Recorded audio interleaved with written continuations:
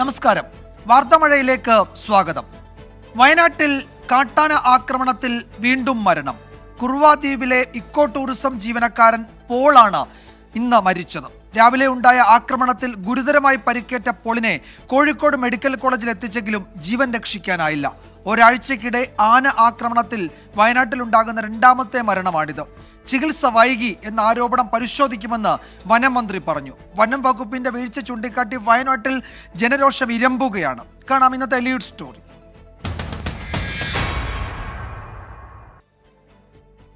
രാവിലെ 9 മണിയോടെ കുറുവ ദ്വീപിനടുത്തുള്ള ചെറിയ മലക്കവലയിൽ കാവലിനായി എത്തിയതാണ് വനം വകുപ്പ് വാച്ചറായ പാക്കം സ്വദേശി പോൾ. വനത്തിൽ മുള കൊണ്ട് കെട്ടിയ ബെഞ്ചിൽ ഇരിക്കുന്നതിനിടെയാണ് 5 അംഗ കാട്ടാനക്കൂട്ടം ശ്രദ്ധയിൽപ്പെട്ടത്. ഉടൻ 300 മീറ്റർ അടുത്തുള്ള ആദിവാസി കോളനിയിലേക്ക് ഓടിക്കയറാൻ ശ്രമിക്കുന്നതിനിടെ ആന ആക്രമിച്ചു. ആന ഇവിടെ അടുത്തെത്തിയ വിവരം കാണുന്നില്ല. അപ്പോൾ ആനെ കണ്ട് രക്ഷപ്പെടാൻ ശ്രമിക്കുന്ന സമയത്ത് ആന പുറകെ പോയി ആക്രമിച്ചത്. എത്ര ആനകൾ ഉണ്ടായിരുന്നു? ആന കൂട്ടമാണോ? അത് കൂട്ടമാണ്. അതിൽ 5 എണ്ണം ഉണ്ട്. ഭാര്യയും മകളും മാത്രമാണ് പോളിന്റെ വീട്ടിലുള്ളത്. വനം വകുപ്പിലെ താൽക്കാലിക ജീവനക്കാരനായ അദ്ദേഹത്തിന്റെ വരുമാനം കൊണ്ട് മാത്രമാണ് കുടുംബം മുന്നോട്ട് പോയിരുന്നത്. ആനക്കലി കുടുംബത്തിന്റെ നട്ടെല്ല് തകർത്തു. എപ്പോഴാണ് അവിടെ എത്തിയെന്നും എപ്പോഴവർ ചികിത്സ തുടങ്ങിയെന്നും എപ്പോഴവർ കോഴിക്കോട്ടേക്ക് വിട്ടതെന്ന് ചോദിക്കണം. 1:05 ആ ആംബുലൻസ് അവിടെ നിന്ന് പുറപ്പെട്ടത്. ഒരാളെയും കാണിക്കത്തുമില്ല. ട്രീറ്റ്മെൻറ്റ് കൊടുക്കാൻ കഴിവില്ലെങ്കിൽ അവിടെ കൊടുക്കരുത്, അവിടെ നിർത്തരുത്. കൊടുക്കാൻ പറ്റില്ലെങ്കിൽ അവിടെ നിന്ന് മാറ്റണം. എന്തിനാ ഒരു ചികിത്സയും കിട്ടാണ്ട് ഇത്രയും നേരം എൻ്റെ പപ്പ ജീവിച്ചില്ലേ? 2 മണി വരെയുണ്ട്. അപ്പോൾ കുറച്ച് ട്രീറ്റ്മെൻറ്റ് കിട്ടിയായിരുന്നെങ്കിൽ ഇപ്പം മരിക്കുമോ? ആദ്യം മാനന്തവാടി മെഡിക്കൽ കോളേജിൽ എത്തിച്ച പോളിനെ പിന്നീട് കോഴിക്കോട് മെഡിക്കൽ കോളേജ് ആശുപത്രിയിലേക്ക് മാറ്റുകയായിരുന്നു. ആശുപത്രിയിലെത്തി അരമണിക്കൂറാവുന്നതിന് മുൻപ് മരണം സ്ഥിരീകരിച്ചു. സംവിധാനങ്ങൾ കാര്യക്ഷമമായിരുന്നെങ്കിൽ കൃത്യമായി ചികിത്സ കിട്ടുമായിരുന്നു. ഒരു മെഡിക്കൽ കോളേജിൽ നിന്ന് മറ്റൊരു മെഡിക്കൽ കോളേജിലേക്ക് രോഗിയെ കൊണ്ടുപോകേണ്ട ഗതികേട് എന്തുകൊണ്ടാണെന്ന് ഞാൻ പറയാതെ നിങ്ങൾക്കറിയാലോ. വനം വകുപ്പിന് വീഴ്ച ചൂണ്ടിക്കാട്ടി വലിയ പ്രതിഷേധമാണ് പ്രദേശത്ത് നടക്കുന്നത്. ജില്ലയിൽ നാളെ രാഷ്ട്രീയ പാർട്ടികൾ ഹർത്താലിന് ആഹ്വാനം ചെയ്തിട്ടുണ്ട്. ആനക്കലിയിൽ ഒരു മനുഷ്യജീവൻ കൂടി പൊലിഞ്ഞു. മരണവിവരമറിഞ്ഞ് വീട്ടിലെത്തുന്നവർ മടങ്ങുന്നതോടെ പാക്കത്ത് ബാക്കിയാകുന്നത് ഈ കുടുംബത്തിൻ്റെ കണ്ണീർ മാത്രം. പ്രജുൽ സുരേഷിനൊപ്പം അരുൺ പാറക്കൽ, 24 വയനാട്. കാട്ടാന ആക്രമിച്ച കുറുവ ഇക്കോ ടൂറിസം ജീവനക്കാരൻ പോളിന് ചികിത്സ ഉറപ്പാക്കാൻ വൈകിയെന്ന പരാതി അന്വേഷിക്കുമെന്ന് വനമന്ത്രി എ കെ ശശീന്ദ്രൻ. ഉദ്യോഗസ്ഥരുടെ ഭാഗത്തു നിന്ന് വീഴ്ചയുണ്ടായിട്ടുണ്ടെങ്കിൽ നടപടിയെടുക്കുമെന്ന് മന്ത്രി പറഞ്ഞു. ദൗർഭാഗ്യവശാൽ ആ ജീവൻ രക്ഷിക്കാൻ കഴിഞ്ഞില്ല. അത് വളരെ കഷ്ടമുള്ളൊരു കാര്യമാണ്. ആ കുടുംബത്തിന് വലിയ ക്ഷീണമാണ്, വലിയ നഷ്ടമാണ് ഉണ്ടായിട്ടുള്ളത്. ആ ദുഃഖത്തിൽ ഞങ്ങളും പങ്കുചേരുകയാണ്. എന്തെങ്കിലും വീഴ്ചയുണ്ടായി വന്നിട്ടുണ്ടോ എന്നത് പ്രത്യേകമായി പരിശോധിക്കേണ്ടതുണ്ടെങ്കിൽ അത് പരിശോധിക്കുന്നതിന് യാതൊരു പ്രയാസവും ഈ ഗവൺമെൻറ്റിനില്ല. എന്തെങ്കിലും വീഴ്ചയുണ്ടെങ്കിൽ ആ വീഴ്ചയ്ക്ക് ഉത്തരവാദി വരെ കണ്ടെത്തി മതിയായ ശിക്ഷ നൽകുന്നതാണ്. നമ്മുടെ ശ്രദ്ധ മുഴുവൻ മാനന്തവാടി ഭാഗത്തുണ്ടായിട്ടുള്ള കാട്ടാനകളെ തുരത്തി പിടികൂടുന്നതിനുള്ള കാര്യത്തിലായിപ്പോയി. കാരണം നമ്മുടെ 200-ലധികം ഉദ്യോഗസ്ഥന്മാരാണ് ആ ദൗത്യത്തിൽ ഏർപ്പെട്ടിട്ടുള്ളത്. വന്യമൃഗശല്യം തുടർക്കഥയാകുന്ന സാഹചര്യത്തിൽ വയനാട്ടിലെ മലയോര ജനത ആശങ്കയിലാണ്. മനുഷ്യരുടെ ജീവൻ രക്ഷിക്കാൻ സർക്കാർ നടപടി സ്വീകരിക്കണമെന്നാണ് ഇവരുടെ ആവശ്യം. നേരെ സന്ധ്യ ആയാൽ അതൊന്നും ഉടലില്ല. കറണ്ട് കമ്പിയൊക്കെ ഉണ്ട്, കാര്യം ഇല്ല. അത് ഭയങ്കര ബുദ്ധിമുട്ടാണ്, ജീവിക്കാൻ ഭയങ്കര ബുദ്ധിമുട്ടവിടെ. നമുക്ക് 8:30 ആകുമ്പോൾ നമ്മൾ കിടന്നുറങ്ങാത്തുമ്പോൾ ആന വീട്ടിലേക്ക് എത്തും. ഭയങ്കര ബുദ്ധിമുട്ടാണ്. ഞങ്ങൾക്ക് കിടന്നുറങ്ങാൻ പറ്റില്ല. ഇന്നലെ പോലും 5:15 ഇതിലെ ആന പോയത്. രാവിലെ വെളുപ്പിന് പറമ്പിൽ പോയിട്ട് ഇങ്ങോട്ട് പോയത്. ഇങ്ങനെയൊക്കെ ആയാൽ എങ്ങനെ ജീവിക്കും? മനുഷ്യന് ജീവിക്കുന്നതിന് ആവശ്യമായിട്ടുള്ള സാഹചര്യങ്ങൾ ഉണ്ടാക്കണം. ഇല്ലാത്ത പക്ഷം വയനാടൻ ജനത നിയമം കയ്യിലെടുത്ത് ഈ മൃഗങ്ങളെയൊക്കെ ആദ്യകാലങ്ങളിൽ നേരിട്ടതുപോലെ നേരിടേണ്ട സാഹചര്യത്തിലേക്ക് വന്നാൽ വയനാട്ടിലെ ജനങ്ങളെ പിന്നെ കുറ്റപ്പെടുത്തിയിട്ട് കാര്യമുണ്ടല്ലോ. അതിജീവനത്തിൻ്റെ പ്രശ്നമാണ് മനുഷ്യൻ ഇപ്പോൾ അഭിമുഖീകരിക്കുന്നത്.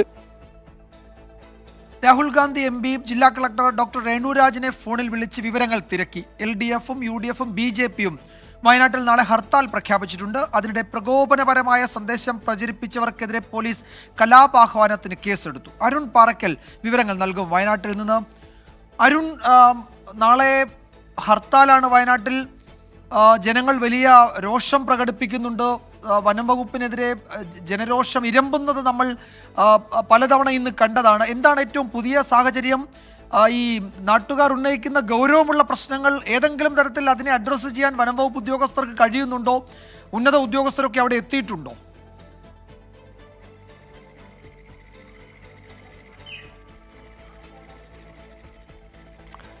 വിജയകുമാർ, ഈ വയനാട് ജില്ലയിൽ നാട്ടുകാർ ഭീതിയിലാണ് എന്നതാണ് നമുക്ക് ഇവിടെ നിന്ന് പറയാൻ സാധിക്കുന്നത്. പ്രത്യേകിച്ച് ഈ മലയോര ജനത, അവർ കാർഷിക മേഖലയെ, കാർഷിക വൃത്തിയെ ആശ്രയിച്ച് ജീവിക്കുന്ന ആളുകളാണ്, കൃഷി ഉപജീവനമാക്കിയ ആളുകളാണ്. ഈ ഭാഗത്തേക്ക് ഈ വന്യമൃഗങ്ങൾ നിരന്തരമായി ഇറങ്ങുന്നൊരു സാഹചര്യം. തുടർച്ചയായി കാട്ടാനയുടെ ആക്രമണം ഉണ്ടാകുന്നു, 2 പേർ ഇപ്പോൾ തുടർച്ചയായി മരിക്കുന്നു. കടുവയുടെ ആക്രമണം വയനാട് പടമലയിലും പുൽപ്പള്ളിയിലുമൊക്കെ നമ്മൾ നിരന്തരമായി കണ്ടുകൊണ്ടിരിക്കുന്നു. വനം വകുപ്പ് നിസ്സഹായമായി നോക്കി നിൽക്കുന്ന ഒരു അവസ്ഥയിലേക്ക് കാര്യങ്ങൾ മാറിയിരിക്കുന്നു എന്നുള്ളതാണ്. വനം വകുപ്പിനും പ്രത്യേകിച്ച്, അതായത് ഈ സുരക്ഷയൊരുക്കുക, ജനങ്ങൾക്ക് സുരക്ഷയൊരുക്കുക, അവർക്ക് ജാഗ്രതാ നിർദ്ദേശം നൽകുക എന്നതിലുപരി മറ്റൊരു മാർഗവുമില്ലാതെ വനം വകുപ്പ് നോക്കി നിൽക്കുന്ന അവസ്ഥയിലേക്ക് കാര്യങ്ങൾ പോകുന്നു എന്നതാണ് വയനാട് നിന്ന് നമുക്ക് കാണാൻ സാധിക്കുന്നത്. ജനങ്ങൾ ഒന്നാകെ ഭീതിയിലാണ്. ജനങ്ങൾ വനം വകുപ്പിനെതിരെ രൂക്ഷമായി പ്രതികരിക്കുന്നുണ്ട്. പക്ഷേ ഒരു വിഭാഗം ആളുകൾ പറയുന്നത് വനം വകുപ്പിനെ ഒന്നും ചെയ്യാൻ കഴിയാത്ത അവസ്ഥയാണ്, നിയമം പൊളിച്ചെഴുതുകയല്ലാതെ മറ്റൊരു മാർഗവുമില്ല.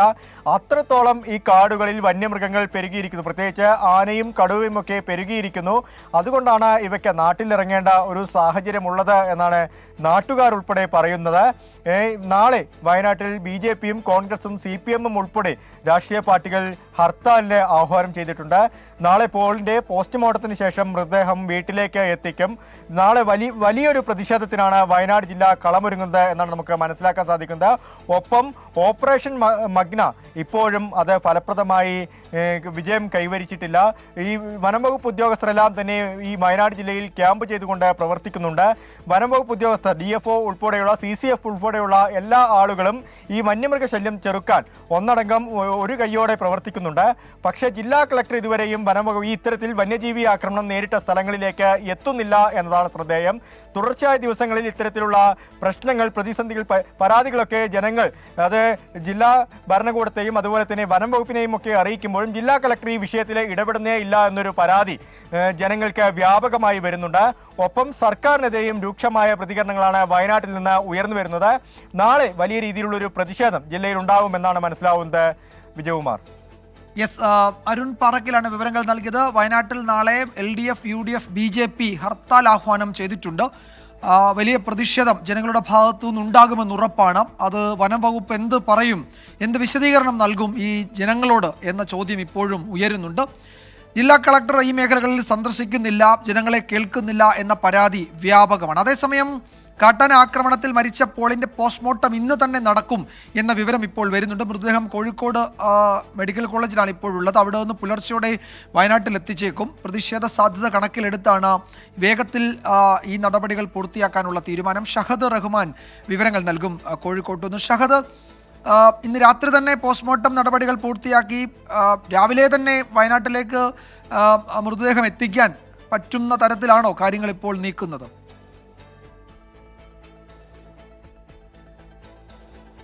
യെസ്, നമുക്ക് അല്പസമയത്തിനകം ഷഹദ് അതിൻ്റെ വിവരങ്ങൾ നൽകും. എന്തായാലും ഈ പ്രതിഷേധ സാധ്യത കൂടി കണക്കിലെടുത്തുകൊണ്ടുള്ള നടപടികൾ അത് വേഗത്തിലുണ്ടാകും എന്നാണ് കോഴിക്കോട് ബ്യൂറോ റിപ്പോർട്ട് ചെയ്യുന്നത്. കാട്ടാന ആക്രമണത്തിൽ പരിക്കേറ്റ സംഘാംഗത്തെ കണ്ണൂരിലെ കാഞ്ഞിരക്കൊല്ലിയിലെ ചിറ്റാരി കോളനിയിൽ ഉപേക്ഷിച്ച് മാവോയിസ്റ്റുകൾ. കർണാടക അതിർത്തിയിലെ വനത്തിലൂടെയുള്ള യാത്രക്കിടെ മാവോയിസ്റ്റ് സംഘാംഗം സുരേഷിനെയാണ് കാട്ടാന ആക്രമിച്ചത്. പരിക്കേറ്റ നിലയിൽ കണ്ടെത്തിയ സുരേഷിനെ പരിയാരം മെഡിക്കൽ കോളേജിലേക്ക് ഇപ്പോൾ മാറ്റുകയാണ്. സജോ ദേവസ്യ വിവരങ്ങൾ നൽകും കണ്ണൂരിൽ നിന്ന്. സജോ, എന്താണ് വിവരങ്ങൾ? ഈ സുരേഷ് എന്ന മാവോയിസ്റ്റ് ആ സംഘത്തിലുള്ളയാൾ, അയാൾ ഏത് സംസ്ഥാനത്തുള്ളയാളാണ്? അയാൾക്ക് കാര്യമായ പരിക്കുണ്ടോ?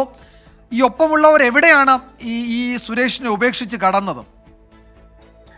വിജയകുമാർ, ഇന്ന് വൈകിട്ട് 6:30 കൂടിയാണ് മാവോയിസ്റ്റ് സംഘം കണ്ണൂർ ജില്ലയിലെ പയ്യാവൂർ പഞ്ചായത്തിലെ കാഞ്ഞിരക്കൊല്ലി ചിറ്റാരി കോളനിയിൽ കാട്ടാന ആക്രമണത്തിൽ പരിക്കേറ്റ സംഘാംഗവുമായി എത്തിയത്. ഈ മാവോയിസ്റ്റ് സംഘത്തിൽ ഉൾപ്പെട്ട കർണാടക ചിക്കമംഗളൂർ സ്വദേശി സുരേഷിനാണ് കാട്ടാന ആക്രമണത്തിൽ പരിക്കേറ്റത്. കേരള കർണാടക അതിർത്തിയിലുള്ള കർണാടക റിസർവ് വനത്തിലൂടെയുള്ള യാത്രക്കിടെയാണ് കാട്ടാന ഈ മാവോയിസ്റ്റുകൾക്ക് നേരെ ആക്രമണം നടത്തിയത്. അതിൽ പരിക്കേറ്റത് സംഘാംഗമായ മാവോയിസ്റ്റിനാണ്. സുരേഷ് എന്നയാളാണ്. ഇദ്ദേഹത്തിന് 50 വയസ്സിലധികം പ്രായമുണ്ട്. ഇദ്ദേഹത്തിന് ഗുരുതരമായി പരിക്കേറ്റതോടെ കൈക്കും കാലിനും ഇദ്ദേഹത്തിന് പരിക്കേറ്റിട്ടുണ്ട്. ഇതോടുകൂടിയാണ് ഏറ്റവും അടുത്തത് കേരള അതിർത്തിയാണ്, കാഞ്ഞിരക്കൊല്ലി പ്രദേശമാണ്. അവിടെ നിന്ന് അവർ ഈ ആദിവാസി കോളനിയായ ചിറ്റാരിയിലേക്ക് എത്തി. അവിടെ ഈ സംഘാംഗത്തെ ഉപേക്ഷിച്ച ശേഷം ആകെ 7 പേരാണ് സംഘത്തിൽ ഉണ്ടായിരുന്നത്. ഇദ്ദേഹത്തെ ഉപേക്ഷിച്ച ശേഷം ബാക്കി 6 പേരടങ്ങുന്ന സംഘം പിന്നീട് വീണ്ടും വനത്തിലേക്ക് മടങ്ങി. പിന്നീട് നാട്ടുകാർ അറിയിച്ചത് പ്രകാരം പ്രദേശത്തെ ജനപ്രതിനിധികൾ അടക്കമുള്ളവർ സ്ഥലത്തേക്ക് എത്തി. അതിന് പിന്നാലെയാണ് പോലീസ് ഉൾപ്പെടെ എത്തിയത്. പോലീസ് അടക്കം എത്തി പിന്നീട് ഒരു ആംബുലൻസ് വിളിച്ച് ഈ പരിക്കേറ്റ സുരേഷിനെ പരിയാരം മെഡിക്കൽ കോളേജ് ആശുപത്രിയിലേക്ക് കൊണ്ടുപോയിട്ടുണ്ട്. അവിടെ ചികിത്സ നൽകും. ആ സ്ഥലത്തേക്ക് എത്തി ഇദ്ദേഹത്തിന് ഗുരുതരമായി പരിക്ക് പറ്റിയതോടുകൂടി ഇദ്ദേഹവുമായുള്ള യാത്ര അപ്രായോഗികമാണ് എന്ന നിലയിലേക്ക് കാര്യങ്ങൾ എത്തി. അതോടുകൂടിയാണ് ഇദ്ദേഹത്തെ ഉപേക്ഷിക്കുക എന്നൊരു തീരുമാനത്തിലേക്ക് മാവോയിസ്റ്റ് സംഘം എത്തിയത്. അദ്ദേഹത്തിന് പിന്നെയും ജനവാസ മേഖലയിൽ പ്രത്യേകിച്ച് പോലീസ് വളരെ വേഗത്തിൽ എത്തിച്ചേരാൻ സാധ്യതയുള്ള ഒരു സ്ഥലമാണ്. പക്ഷേ ഈ വിവരം ലഭ്യമായി ഏറെ വൈകിയാണ് പോലീസ് സ്ഥലത്തേക്ക് എത്തിയത്. പോലീസ് അവിടെ എത്തി പിന്നീട് അദ്ദേഹത്തെ ഈ പരിശോധനയിൽ അദ്ദേഹത്തിന് ഗുരുതരമായി പരിക്കേറ്റതായി മനസ്സിലാക്കി. പിന്നീട് ഇദ്ദേഹത്തിൽ നിന്ന് വിവരങ്ങൾ ചോദിച്ചറിഞ്ഞു. അദ്ദേഹം കർണാടക ചിക്കമംഗളൂർ സ്വദേശിയാണ്. മടിക്കേരിയോട് ചേർന്ന, അതായത് കർണാടക മടിക്കേരിയോട് ചേർന്ന വനമേഖല കേന്ദ്രീകരിച്ചാണ് മാവോയിസ്റ്റ് സംഘത്തിനൊപ്പം പ്രവർത്തിച്ചിരുന്നത് എന്നടക്കമുള്ള കാര്യങ്ങൾ അദ്ദേഹം പോലീസിന് മൊഴി നൽകിയിട്ടുണ്ട്. മാവോയിസ്റ്റ് പ്രവർത്തകരാണെന്ന കാര്യം അടക്കം ഇദ്ദേഹം പോലീസിന് ഇതിനകം മൊഴി നൽകിയിട്ടുണ്ട്. പക്ഷേ ഇദ്ദേഹത്തിന്റെ ആരോഗ്യസ്ഥിതി മോശമാണ്. അതിന്റെ അടിസ്ഥാനത്തിലാണ് പോലീസ് ഇദ്ദേഹത്തെ നിലവിൽ പരിയാരം മെഡിക്കൽ കോളേജ് ആശുപത്രിയിൽ ചികിത്സയ്ക്ക് വേണ്ടി മാറ്റിയിട്ടുള്ളത്. സംഘം നേരെ കോളനിയിലേക്ക് എത്തുന്നു. അതിനുശേഷം ഇദ്ദേഹത്തിന് കാട്ടാന ആക്രമണത്തിൽ പരിക്കേറ്റു എന്നീ മാവോയിസ്റ്റ് സംഘങ്ങൾ അവിടെയുള്ള ആളുകളെ ധരിപ്പിക്കുന്നു. പിന്നീട് നാട്ടുകാരാണ് ഇദ്ദേഹത്തിന് അവിടെ ഒരു പ്രാഥമികമായി വെള്ളവും മറ്റുമൊക്കെ നൽകി പിന്നീട് പോലീസിനെയും ജനപ്രതിനിധികളെയും വിവരം അറിയിച്ചത്. അതിനകം ഇത് ഈ ആരോഗ്യസ്ഥിതിയൊക്കെ മനസ്സിലാക്കി പോലീസ് ഇദ്ദേഹത്തെ ആശുപത്രിയിലേക്ക് മാറ്റിയത്. പക്ഷേ ഈ സംഘങ്ങൾ ഇദ്ദേഹവുമായി യാത്ര ചെയ്യുന്ന ഉൾപ്പെടെ പ്രതിസന്ധിയാണെന്ന് മനസ്സിലാക്കിയാണ് അദ്ദേഹത്തെ ഉപേക്ഷിച്ച് കടന്നിട്ടുള്ളത്. അതിനും പോലീസ് ഈ മേഖല കേന്ദ്രീകരിച്ച് അന്വേഷണമൊക്കെ ആരംഭിച്ചിട്ടുണ്ട്. കാട്ടാന ആക്രമണത്തിൽ പരിക്കേറ്റ മാവോയിസ്റ്റിനെയും ആ സംഘത്തിലുള്ള മറ്റുള്ളവർ ഉപേക്ഷിച്ചു. പരിക്കേറ്റ നിലയിൽ കണ്ടെത്തിയ സുരേഷ് കർണാടക ചിക്കമംഗളൂർ സ്വദേശിയാണ്. സുരേഷിനെ പരിയാരം മെഡിക്കൽ കോളേജിലേക്ക് മാറ്റിയിട്ടുണ്ട്.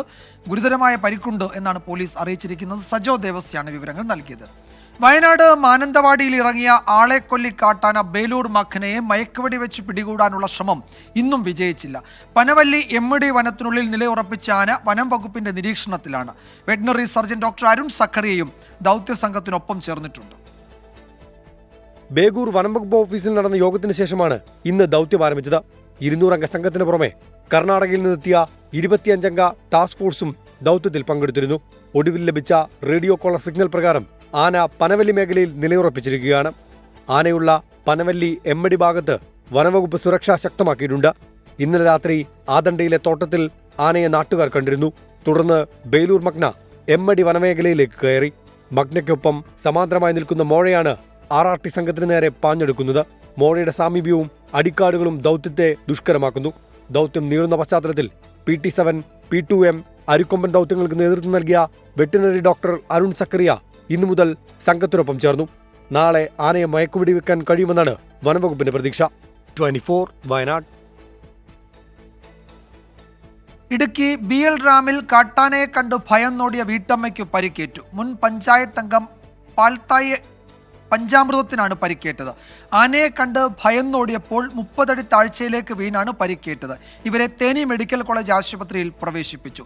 മലപ്പുറം നിലമ്പൂരിൽ കാട്ടാനയെ ചരിഞ്ഞ നിലയിൽ കണ്ടെത്തി. നിലമ്പൂർ റേഞ്ചിലെ വെള്ളുവശ്ശേരി പുന്നപ്പുഴയുടെ തീരത്താണ് ജഡം കണ്ടെത്തിയത്. പോസ്റ്റ്മോർട്ടം നടപടികൾക്ക് ശേഷം ജഡം മറവ് ചെയ്യും. വയനാട് മുള്ളൻകൊല്ലി സുരഭിക്കവലയിൽ ഇറങ്ങിയ കടുവയെ മയക്കുവെടി വയ്ക്കാൻ ചീഫ് വൈൽഡ് ലൈഫ് വാർഡൻ ഉത്തരവിട്ടു.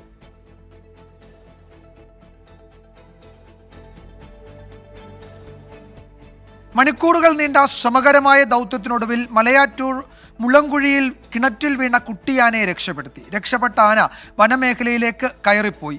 ഇന്ന് പുലർച്ചെയാണ് 2 വയസ്സുള്ള കുട്ടിയാന കിണറ്റിൽ വീണത്. പുലർച്ചെ 1 മണിയോടെ കാടിറങ്ങിയെത്തിയ ആനക്കൂട്ടത്തിൽപ്പെട്ട 2 വയസ്സുള്ള കുട്ടിയാന കിണറ്റിൽ വീണു. പിന്നാലെ പ്രദേശത്തെയാകെ വിറപ്പിച്ച് കൊമ്പന്മാരുടെ ചിഹ്നം വിളി. ഓടിയെത്തിയ നാട്ടുകാരെ വിരട്ടിയോടിച്ച് കിണറിനരികിൽ ആനക്കൂട്ടം നിലയുറപ്പിച്ചു. വിവരമറിഞ്ഞ വനംവകുപ്പ് ഉദ്യോഗസ്ഥർ സ്ഥലത്തെത്തി. പടക്കം പൊട്ടിച്ച് ആനകളെ തുരത്തി രക്ഷാദൗത്യം ഏറ്റെടുത്തു. 10 മണിയോടെ JCB എത്തി. പക്ഷേ കണ്ടത് അപ്രതീക്ഷിത പ്രതിഷേധം. വന്യജീവി ശല്യത്തിന് ശാശ്വത പരിഹാരം വേണമെന്നായി ജനങ്ങളുടെ ആവശ്യം. നാട്ടുകാരെ ഒരുവിധം അനുനയിപ്പിച്ച് രക്ഷാദൗത്യം തുടങ്ങി. 13 കോൽ താഴ്ചയുള്ള കിണറ്റിലേക്ക് ചരിച്ച് വഴിവെട്ടൽ. അതിനായി എടുത്തത് തന്നെ 3 മണിക്കൂറിലേറെ. കാത്തിരിപ്പിനൊടുവിൽ ചിഹ്നം വിളിച്ച് കുട്ടിക്കൊമ്പൻ കരയിലേക്ക് ആരവത്തോടെ സ്വീകരിച്ച നാട്ടുകാർ.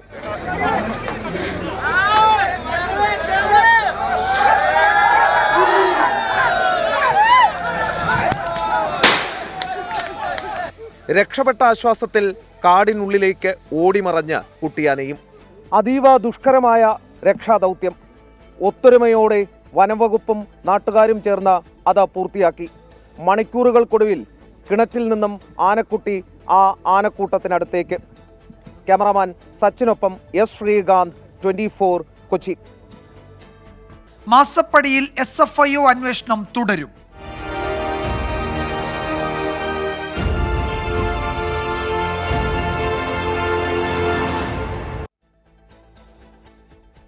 മാസപ്പടി കേസിൽ മുഖ്യമന്ത്രിയുടെ മകൾ വീണ വിജയനും എക്സാലോജിക്കിനും കനത്ത തിരിച്ചടി. SFIO അന്വേഷണം റദ്ദാക്കണമെന്ന ഹർജി കർണാടക ഹൈക്കോടതി തള്ളി. അന്വേഷണം തടസ്സപ്പെടുത്താനുള്ള നീക്കം പൊളിഞ്ഞെന്ന് പ്രതിപക്ഷം ആരോപിച്ചു. ഏത് കേന്ദ്ര ഏജൻസിയെ കൊണ്ടുവന്നാലും കേരളത്തിൽ വില പോകില്ലെന്ന് CPM സംസ്ഥാന സെക്രട്ടറി MV ഗോവിന്ദൻ പ്രതികരിച്ചു. തിങ്കളാഴ്ച വാദം പൂർത്തിയാക്കിയ കേസിൽ ഇന്നുച്ചയ്ക്ക് ശേഷമാണ് ജസ്റ്റിസ് M നാഗപ്രസന്ന വിധി പറഞ്ഞത്. SFIOയുടെ വാദങ്ങളെ പൂർണ്ണമായും അംഗീകരിച്ചാണ് ഹൈക്കോടതി വിധി. പൂർണ്ണമായ വിധിപ്പകർപ്പ് നാളെ ഹൈക്കോടതി സൈറ്റിൽ പ്രസിദ്ധീകരിക്കും. ഹർജി തള്ളുന്നുവെന്ന ഒറ്റവരി വിധിക്കപ്പുറം മറ്റ് നിർദ്ദേശങ്ങളുണ്ടോ എന്ന് നാളെ അറിയാം. എക്സാലോജിക്കിനെതിരായ അന്വേഷണം തടസ്സപ്പെടുത്താനുള്ള നീക്കം പൊളിഞ്ഞെന്ന പ്രതിപക്ഷ നേതാവ് VD സതീശൻ. മുഖ്യമന്ത്രിയുടെ മടിയിൽ കനമുണ്ടെന്നത് യാഥാർത്ഥ്യമാണ്. നിയമപരമായി അന്വേഷണം തടസ്സപ്പെടുത്താനാണ് ശ്രമിച്ചതെന്നും VD സതീശൻ പറഞ്ഞു. SFIOയുടെ അന്വേഷണത്തിന് എന്തിനാണ് 8 മാസത്തെ കാലപരിധിയെന്നും VD സതീശൻ ചോദിച്ചു. സ്വർണ്ണക്കടത്ത് കേസിലും കരുവന്നൂർ കേസിലും സംഭവിച്ചത് തന്നെയാണ് ആവർത്തിക്കാൻ പോകുന്നതെന്നും പ്രതിപക്ഷ നേതാവ് വിമർശിച്ചു. മുഖ്യമന്ത്രി ആദ്യം പറഞ്ഞത് 2 കൈകളും ശുദ്ധമാണെന്നാണ്. പിന്നെ പറഞ്ഞു മടിയിൽ കനമില്ലെന്ന് പറഞ്ഞു. പിന്നെ അന്വേഷണത്തെ ഭയമില്ലെന്ന് പറഞ്ഞു. എന്നിട്ട് KSIDCയെ കൊണ്ട് ലക്ഷക്കണക്കിന് രൂപ പണം മുടക്കി ഡൽഹിയിൽ നിന്ന് അഭിഭാഷകനെ കൊണ്ടുവന്ന് ഹൈക്കോടതിയിൽ കേസ് കൊടുത്തു. അദ്ദേഹത്തിന്റെ മകൾ ബാംഗ്ലൂർ ഹൈക്കോടതിയിൽ പോയി. ഇത് രണ്ടും പോയത് അന്വേഷണത്തെ തടസ്സപ്പെടുത്തുന്നതിന് വേണ്ടിയിട്ടാണ്. കേസിൽ മറുപടി പറയേണ്ട കാര്യമില്ലെന്നും അതൊക്കെ കമ്പനി നോക്കുമെന്നും CPIM സംസ്ഥാന സെക്രട്ടറി MV ഗോവിന്ദൻ. പിണറായിയുമായി ബന്ധപ്പെട്ട വിഷയത്തിൽ മാത്രമേ പ്രതികരിച്ചിട്ടുള്ളൂവെന്നും MV ഗോവിന്ദൻ കൂട്ടിച്ചേർത്തു. അതിന് ഞാൻ മറുപടി പറയേണ്ട കാര്യമില്ല. അത് അവർ കേസ് അതുപോലെ കമ്പനി കൈകാര്യം ചെയ്തോളൂ. ഇല്ല, അത് പിണറായിയായിട്ട് ബന്ധപ്പെടുമ്പോൾ മാത്രമേ ഉള്ളൂ. വിധിപ്പകർപ്പ് ലഭിച്ച ശേഷം നിയമ നടപടികളുമായി എക്സാലോജിക്ക് മുന്നോട്ട് പോയേക്കും. വളരെ വേഗത്തിൽ എക്സാലോജിക്കിൽ നിന്നും വിവരങ്ങൾ ശേഖരിക്കുകയാവും SFIO ചെയ്യുക. എക്സാലോജിക്കിനും വീണ വിജയനും കനത്ത തിരിച്ചടിയാണ് ജസ്റ്റിസ് M നാഗപ്രസന്നയുടെ വിധി. തുടർ നടപടികളുമായി എക്സാലോജിക് മുൻപോട്ട് പോകുമ്പോൾ എത്രയും വേഗം എക്സാലോജിക്കിലേക്ക് എത്താനാണ് SFIOയുടെ ശ്രമം. ശ്രീകാന്ത് ഗൗരീശപട്ടത്തിനൊപ്പം ബംഗളൂരുവിൽ നിന്ന് മനേഷ് മൂർത്തി, 24. SFIO അന്വേഷണം തടയണമെന്നാവശ്യപ്പെട്ടുള്ള എക്സാലോജിക്കിന്റെ ഹർജി കർണാടക ഹൈക്കോടതി തള്ളിയതോടെ പ്രതിരോധത്തിലായി CPIM-ഉം സർക്കാരും. രാഷ്ട്രീയ പ്രേരിതമായ കേസിനെ നിയമപരമായി നേരിടുമെന്ന CPM സെക്രട്ടേറിയറ്റ് പ്രസ്താവനയെ ചോദ്യം ചെയ്ത് പ്രതിപക്ഷം രംഗത്തെത്തിയിട്ടുണ്ട്. SFIO റെയ്ഡിന് പിന്നാലെ ഭയന്നാണ് വീണ വിജയൻ കോടതിയെ സമീപിച്ചതെന്ന് ഷോൺ ജോർജും കേന്ദ്ര ഏജൻസികൾ വേട്ടയാടുന്നുവെന്ന CPM വാദം പൊളിഞ്ഞുവെന്ന് മാത്യു കുഴൽനാടനും പ്രതികരിച്ചു. രജിസ്ട്രാർ ഓഫ് കമ്പനീസിന്റെ പ്രാഥമിക അന്വേഷണ റിപ്പോർട്ടിലെ വിവരങ്ങൾ പുറത്തു വന്നപ്പോഴും പിന്നാലെ SFIO അന്വേഷണം ആരംഭിച്ചപ്പോഴും രാഷ്ട്രീയ പ്രേരിതമായ നടപടിയെന്നായിരുന്നു CPM-ന്റെ ആക്ഷേപം. ഒടുവിൽ മാസപ്പടി വിവാദം വന്നതിനു ശേഷം മാത്രമാണ് CMRL ഖനന കരാർ റദ്ദാക്കിയതെന്ന് രേഖകൾ സഹിതം പുറത്തുവന്നു. SFIO അന്വേഷണം തടയണമെന്ന വീണ വിജയന്റെ ഹർജി കൂടി തള്ളിയതോടെ CPIM-ഉം സർക്കാരും മുഖ്യമന്ത്രിയും ഒരേപോലെ പ്രതിസന്ധിയിലായി. ഒരിക്കലും രക്ഷപ്പെടുന്ന കേസല്ല എക്സാലോജിക്കിന്റേതെന്ന് പ്രതികരിച്ച KPCC അധ്യക്ഷൻ K സുധാകരൻ മുഖ്യമന്ത്രിയെ കടന്നാക്രമിച്ചു. കോടതി അത് റൈറ്റ് ഹാൻഡ് അത് ഡീൽ ചെയ്യുന്ന എനിക്ക് വിശ്വാസമുണ്ട്. അതുകൊണ്ട് ഒരിക്കലും രക്ഷപ്പെടുന്ന കേസല്ല എക്സാലോജിക് കേസ് എന്ന കാര്യത്തിൽ തർക്കമില്ല. ഞങ്ങൾ പ്രതീക്ഷയോടെ കാത്തിരിക്കുന്നു. ജനമറിയണം, ലോകമറിയണം, പിണറായി വിജയനും കുടുംബവും ഇങ്ങനെയാണ് എന്ന് ലോകമറിയണം. അത് ഞങ്ങളുടെ ഒരു രാഷ്ട്രീയ അവകാശമാണ്, ആഗ്രഹമാണ്. അന്വേഷണം മുഖ്യമന്ത്രിയിലേക്ക് നീങ്ങിയാൽ തെറ്റു പറയാനാകില്ലെന്ന് മാത്യു കുഴൽനാടൻ. അങ്ങനെ വരുമ്പോൾ ഒരുപക്ഷെ ഈ കമ്പനി വാങ്ങിയ പണത്തിന് തിരിച്ച് ഫേവർ ചെയ്തത് മുഖ്യമന്ത്രി തന്നെയാണ് എന്ന നിലയിലേക്ക് വന്നേക്കാം. അങ്ങനെ വരുമ്പോൾ അന്വേഷണം അദ്ദേഹത്തിലേക്ക് നീണ്ടാൽ ആർക്കും അത് തെറ്റാണ് എന്ന് പറയാൻ കഴിയില്ല. വീണ വിജയന്റെ അറസ്റ്റിലേക്ക് നീങ്ങിയാൽ മുഖ്യമന്ത്രി രാജിവെക്കേണ്ടി വരുമെന്ന് പരാതിക്കാരനായ ഷോൺ ജോർജ്. CMRലും KSIDCയിലും നടത്തിയ റെയ്ഡിലും എൻക്വയറിയിലും നിർണായകമായ വിവരങ്ങൾ അന്വേഷണ ഉദ്യോഗസ്ഥർക്ക് കിട്ടിയിട്ടുണ്ടെന്ന്. കാരണം ഈ 2 ഏജൻസിയിൽ ഇരിക്കുന്നത് ഇവരുമായി ബന്ധപ്പെട്ട ആളുകളാണല്ലോ. അപ്പോൾ സ്വാഭാവികമായും എന്തൊക്കെ രേഖകൾ അവിടെ കൊണ്ടുപോയിട്ടുണ്ടെന്ന് കൃത്യമായി ബോധ്യപ്പെട്ടു. അതുകൊണ്ട് തന്നെ അറസ്റ്റിലേക്ക് നീങ്ങിയാൽ മുഖ്യമന്ത്രി രാജിവെക്കേണ്ട സാഹചര്യം ഉണ്ടാവും. ഇപ്പോൾ ഇവിടെ നടക്കുന്ന എല്ലാ നാടകങ്ങളും മുഖ്യമന്ത്രിയുടെ രാജി ഒഴിവാക്കാൻ വേണ്ടിയുള്ള നാടകങ്ങളാണ് ഈ നടക്കുന്നത് മുഴുവൻ. CPM ജനങ്ങളോട് മാപ്പ് പറയണമെന്ന് കേന്ദ്രമന്ത്രി വി മുരളീധരനും പ്രതികരിച്ചു. ലോക്സഭാ തെരഞ്ഞെടുപ്പ് പടിവാതിക്കൽ നിൽക്കുമ്പോൾ പ്രതിപക്ഷത്തിന് വീണ് കിട്ടിയ അവസരമാണ് വീണ വിജയന്റെ ഹർജി തള്ളാനുള്ള കർണാടക ഹൈക്കോടതിയുടെ തീരുമാനം. അതേസമയം വീണ വിജയനും എക്സാലോജിക്കും തുടർ നിയമ പോരാട്ടത്തിനൊരുങ്ങും. ഡിവിഷൻ ബെഞ്ചിനെയോ സുപ്രീം കോടതിയോ സമീപിക്കാനായിരിക്കും നീക്കം. 24 തിരുവനന്തപുരം. അതിനിടെ കിഫ്ബി മസാല ബോണ്ട് കേസിൽ മുൻ ധനമന്ത്രി TM തോമസ് ഐസക്കിന്റെയും കിഫ്ബി സിഇഒയുടെയും ഹർജിയിൽ നിർദ്ദേശങ്ങളുമായി ഹൈക്കോടതി. ED സമൻസിന് ഒറ്റത്തവണ മറുപടി നൽകിക്കൂടെ എന്ന് ഹർജിക്കാരോട് ഹൈക്കോടതി ചോദിച്ചു. അറസ്റ്റ് ഉൾപ്പെടെയുള്ള കാര്യങ്ങൾ ഉണ്ടാകില്ലെന്ന് ഉറപ്പുവരുത്തും. ചോദ്യം ചെയ്യലിന്റെ ദൃശ്യങ്ങൾ പകർത്തുമല്ലോ എന്ന് EDയോടും കോടതി ചോദിച്ചു. കോടതിയുടെ നിർദ്ദേശത്തിൽ കക്ഷികളുമായി കൂടിയാലോചിച്ച് തിങ്കളാഴ്ച മറുപടി നൽകുമെന്ന് അഭിഭാഷകർ അറിയിച്ചു. കോടതിയുടെ നിർദ്ദേശത്തിൽ കക്ഷികൾക്ക് തൃപ്തിയില്ലെങ്കിൽ മെറിറ്റിൽ വാദം കേൾക്കുമെന്ന് ഹൈക്കോടതി വ്യക്തമാക്കിയിട്ടുണ്ട്. കളത്തിലിറങ്ങാൻ കാത്തിരിക്കുന്നവർ.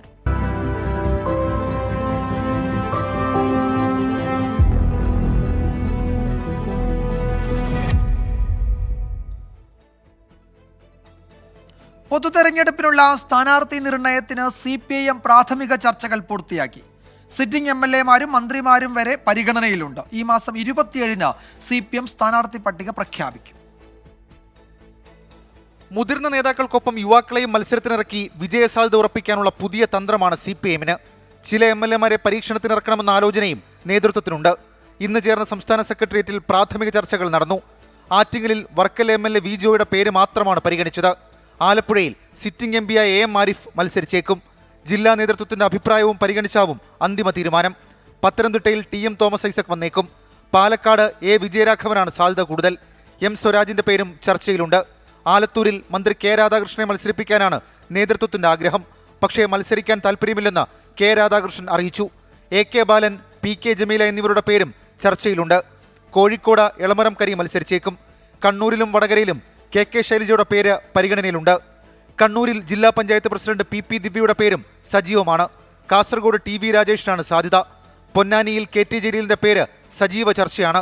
മന്ത്രി V അബ്ദുറഹ്മാനെ പരിഗണിച്ചെങ്കിലും താല്പര്യമില്ലെന്ന് അറിയിച്ചതായാണ് വിവരം. മലപ്പുറത്ത് VP സാനുവിന്റെ പേര് വീണ്ടും ഉയർന്നു വരുന്നുണ്ട്.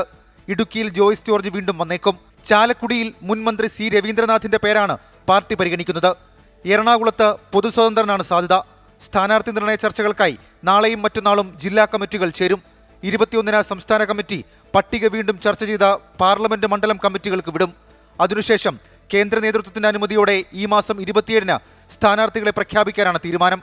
24 തിരുവനന്തപുരം. കോട്ടയത്തെ UDF സ്ഥാനാർത്ഥിയെ നാളെ പ്രഖ്യാപിക്കും. ഫ്രാൻസിസ് ജോർജിനെ കേരള കോൺഗ്രസ് സ്ഥാനാർത്ഥിയാക്കുമെന്നാണ് സൂചന. മുസ്ലിം ലീഗുമായുള്ള കോൺഗ്രസിന്റെ സീറ്റ് ചർച്ചകൾ എങ്ങും എത്തിയില്ല. KPCC അധ്യക്ഷൻ കണ്ണൂരിൽ മത്സരിക്കുന്നതിൽ അന്തിമ തീരുമാനം ഹൈക്കമാൻഡിന് വിട്ടു. സിറ്റിംഗ് MPമാരായ ഹൈബി ഈഡനും അടൂർ പ്രകാശിനും വേണ്ടി മണ്ഡലങ്ങളിൽ ചുവരെഴുത്തുകളും പ്രത്യക്ഷപ്പെട്ടു. LDF സ്ഥാനാർത്ഥി തോമസ് ചാഴികാടൻ പ്രചാരണം തുടങ്ങിയ സാഹചര്യത്തിലാണ് കേരള കോൺഗ്രസ് കോട്ടയത്തെ സ്ഥാനാർത്ഥിയെ പ്രഖ്യാപിക്കാനൊരുങ്ങുന്നത്. നാളെ രാവിലെ 11 മണിക്ക് PJ ജോസഫ് സ്ഥാനാർത്ഥിയെ പ്രഖ്യാപിക്കും. ഫ്രാൻസിസ് ജോർജിന് തന്നെയാണ് സാധ്യത. മറ്റു പേരുകൾ ചർച്ചയായെങ്കിലും കോൺഗ്രസിനും താൽപര്യം ഫ്രാൻസിസ് ജോർജിനോട് തന്നെ. അതേസമയം മുസ്ലിം ലീഗുമായുള്ള കോൺഗ്രസിന്റെ സീറ്റ് ചർച്ചകൾ വൈകുകയാണ്. ഡൽഹിയിലുള്ള മുസ്ലിം ലീഗ് നേതാക്കൾ തിരിച്ചെത്തിയാൽ പ്രശ്നങ്ങൾ പരിഹരിക്കാനാകുമെന്നാണ് കോൺഗ്രസിന്റെ പ്രതീക്ഷ. ലീഗ് നേതാക്കൾ അവരുടെ ഒരു ഓഫീസുമായി ബന്ധപ്പെട്ട രജിസ്ട്രേഷനുമായി ബന്ധപ്പെട്ട് ഡൽഹിയിലേക്ക് പോയിരിക്കുക. ബാക്കിയുള്ള എല്ലാവരുമായിട്ടുള്ള ചർച്ചകൾ പൂർത്തിയാക്കി. ലീഗുമായിട്ടുള്ള ചർച്ചകളാണ് ഈ ദിവസങ്ങളിൽ പൂർത്തിയാക്കും. അവർ തിരിച്ചു വന്നാൽ ഉടനെ ചർച്ച ചെയ്ത് അടുത്ത ദിവസങ്ങളിൽ പൂർത്തിയാക്കും. 3ാം സീറ്റെന്ന ലീഗിന്റെ ആവശ്യത്തിൽ UDFൽ ഗൗരവത്തോടെ ചർച്ച നടക്കുകയാണെന്ന് PK കുഞ്ഞാലിക്കുട്ടി ആവർത്തിച്ചു. അതിൽ വാദപ്രതിവാദം നടത്താനൊന്നുമില്ല. അത് ഞങ്ങളുടെ ആവശ്യമാണ്. അത് പറഞ്ഞിട്ടുണ്ട്. അത് ചർച്ച ചെയ്ത് വരികയാണ്. സീരിയസ് ആയിട്ടുള്ള ടോക്കാണ് ഇതിനകം നടന്നത്. KPCC അധ്യക്ഷൻ കണ്ണൂരിൽ വീണ്ടും മത്സരിക്കുന്നതിൽ കോൺഗ്രസിൽ ആശയക്കുഴപ്പം തുടരുകയാണ്. ഇക്കാര്യത്തിൽ ഹൈക്കമാൻഡായിരിക്കും അന്തിമ തീരുമാനമെടുക്കുക. ഔദ്യോഗിക സ്ഥാനാർത്ഥി പ്രഖ്യാപനത്തിന് മുൻപ് സിറ്റിംഗ് MPമാരായ ഹൈബി ഈഡനും അടൂർ പ്രകാശിനുമായി പ്രചാരണം ആരംഭിച്ചു കഴിഞ്ഞു. കൊച്ചിയിലെ മെട്രോ പില്ലറുകളിലാണ് ഹൈബി ഈഡൻ ആശംസകളുമായി ബോർഡുകൾ പ്രത്യക്ഷപ്പെട്ടത്. ആറ്റിങ്ങൽ മണ്ഡലത്തിൽ അടൂർ പ്രകാശിനായി ചുവരെഴുത്തും സജീവമായി. വിവിധ ബ്യൂറോകൾക്കൊപ്പം 24 കോട്ടയം.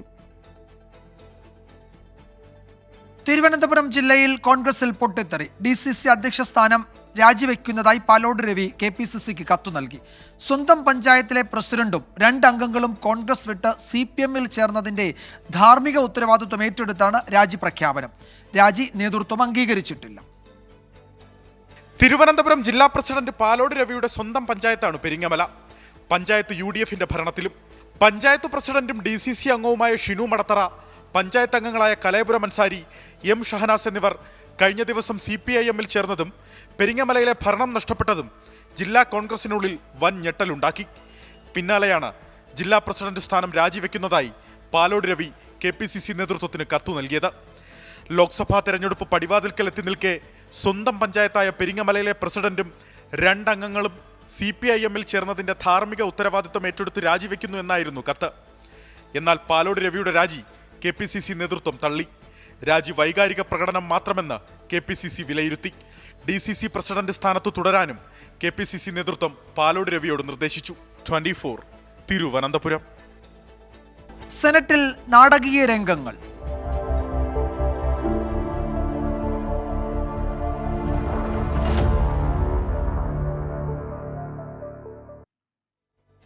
കേരള സർവകലാശാലയിൽ സ്ഥിരം വൈസ് ചാൻസലർ നിയമനത്തിനുള്ള സെർച്ച് കമ്മിറ്റിയിലേക്ക് പ്രതിനിധിയെ നിശ്ചയിക്കാൻ ചേർന്ന സെനറ്റ് യോഗത്തിൽ തർക്കം. പ്രതിനിധിയെ അയക്കേണ്ടതില്ലെന്ന പ്രമേയം താൽക്കാലിക VC ഡോക്ടർ മോഹൻ കുന്നുമ്മേൽ അംഗീകരിച്ചില്ല. പ്രോ വൈസ് ചാൻസലർ കൂടിയായ ഉന്നത വിദ്യാഭ്യാസ മന്ത്രി ഡോക്ടർ R ബിന്ദു യോഗത്തിൽ അധ്യക്ഷത വഹിച്ചത് വാക്പോരിനിടയാക്കി.